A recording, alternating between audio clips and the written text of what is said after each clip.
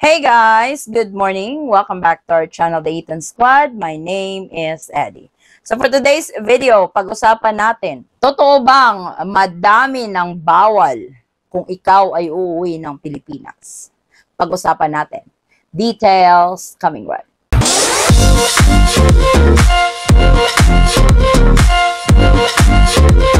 Minsan, ang social media advantage yan kasi ang dami mong matututunan or madami kang mapapanood na informative video kapag umuwi ka ng Pilipinas. Minsan disadvantage din siya kasi madaming mga fake videos at yung ibang kabayan natin naniniwala agad. So sa video ito, linawin natin kung madami na ba talagang bawal kung ikaw ay uuwi ng Pilipinas. May narinig ako, bawal na ang tsokolate. May narinig din ako, bawal na ang mga canned goods. So, iisa-isahin natin yan, kabayan, para malinawan kayo. At may video din ako ipapakita sa inyo na in-upload ng ating mga kabayan at galit na galit kasi nga, sobrang arte na daw talaga ng Pilipinas. Nagsimula ito nung may nag-upload ng video sa Clark International Airport na na-hold siya dahil sa cellphone, meron ding na-hold about sa alahas. Pero lately, ang dami talaga nagsusulputang video sa social media na minsan napapaisip ka na tama naman yung rule. For example, etong canned goods. Naharang ito sa airport, binuksan pa nga. Bawal daw. Bawal talaga yun kasi alam nyo kung saan nilagay? Nilagay ang canned goods sa carry-on. Hindi po yun sa carry-on nilalagay. Ang mga canned goods, pwede kang magdala ng canned goods sa Pilipinas. Pero ilagay mo yun sa check-in bag mo. Huwag mong ilagay sa carry-on kasi ang carry-on may weight limit yan. 7 kilos or 15 pounds. Yung mga maliliit lang talaga yung pwede mong ilagay doon. Yung pangalawang video, yung Listerine at saka yung alcohol na 350 ml, 500 ml. Bawal din yun. Yung mga liquid, pwede namang magdala, pero may particular rule po tayo sa liquid. Per airline, kanya-kanyang rules sila. So, kailangan alamin nyo talaga kung ano yung rules, lalong-lalo na sa carry-on. Yung tsokolate naman, nagdala siya ng sangkatutak. So, hindi niya dineclare sa kanyang declaration form.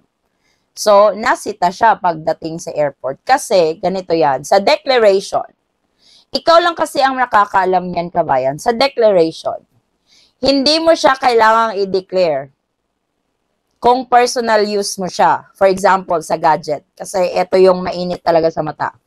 May dala kang cellphone, may dala kang GoPro, may dala kang tablet, may dala kang iPad, at may dala ka pang camera, may dala ka pa ring laptop.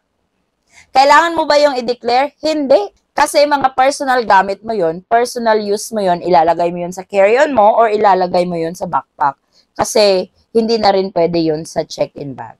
Pero kung ikaw naman ay may dalang 10 kilong tsokolate, 50 bottles of Victoria's Secret, 50 bottles ng body wash, tapos hindi ka nag-declare, ay siguradong makikita yan. Nakikita kasi yan, hindi yan matatago kasi ini-scan nila yung mga bagahe ninyo.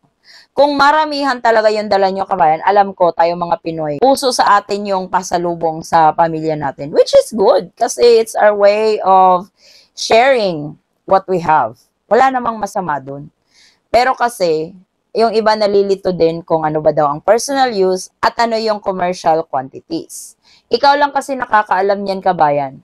Just be honest, filling out your online declaration. Ikaw at ikaw lang yung nakakaalam kung yung dinala mo ba is for sale, or kung yung dinala mo ba is for personal use, or kung dinala mo ba is commercial quantity kasi maramihan talaga. Ikaw at ikaw lang talaga yung nakakaalam nun. How I wish they have a guide on specific quantity na pwede mong dalhin on a particular product. Gaya ng wine. Sa wine, meron silang nakalagay na quantity na allowed kang magdala ng 2 bottles. At hindi mo yun kailangan i-declare. So, sana may ganun para hindi rin malito yung mga traveler.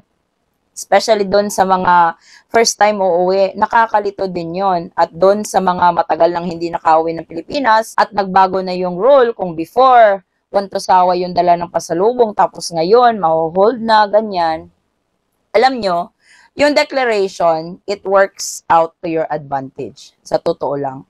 Kasi hindi naman ibig sabihin, nag-declare kayo, magbabayad kayo ng tax. Hindi naman yun. Kasi as a Filipino, meron naman tayong free sa duties and tax up to 150,000 pesos. At kung nag-declare ka sa customs declaration, actually, yung mga dinala mo is protected. Kasi nakalista yun doon. Yung mga perfume na dala mo, yung mga relos na dala mo. So, alam mo na magiging intact yun. Yung disadvantage lang doon is kung pag-iinitan ka na pababayarin ka ng tax. Kaya importante din as a traveler, yung sa general information sa customs declaration online, aralin nyo talaga yun, kabayan, kasi andun yung patakaran. Dapat alam nyo yun para kung sitahin kayo, alam nyo kung anong gagawin when it comes to that. Pero hindi naman totoo yung madami ng bawal sa Pilipinas. Yung iba kasi nag-upload agad, kahit sila naman yung mali, i-upload pa din yung video. Yung nagra-rant ba online, pero sila yung mali. Kita mo naman, for example, yung canned goods nilagay sa carry-on. May dalang liquid. Sobra doon sa limit na allowed lang. Yung mga ganun. So, ang mas maigi dyan, alamin kung ano yung general instruction sa Customs Declaration Online, basahin nyo yun. I-print nyo, basahin, isa-isahin. Kung ano yung mga karapatan ninyo, kung ano yung mga pwedeng dalhin, kung ano yung mga dapat i-declare. Kasi for example, nag-declare kayo, may dala kayo worth $500. Mag-check talaga kayo ng yes sa isa sa mga items na hiningin nila kasi nag-declare ka ng amount. But it doesn't mean na pagbabayarin ka ng tax.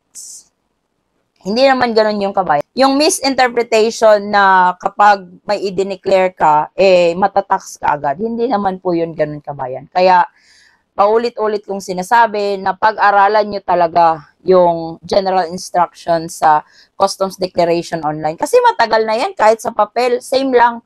Wala naman silang binagong wording. Yun at yun pa rin. Yung parang kinopya lang nila yung content na nasa paper base ng Customs Declaration noon, nilagay lang online. Wala talagang nagbago, kabayan.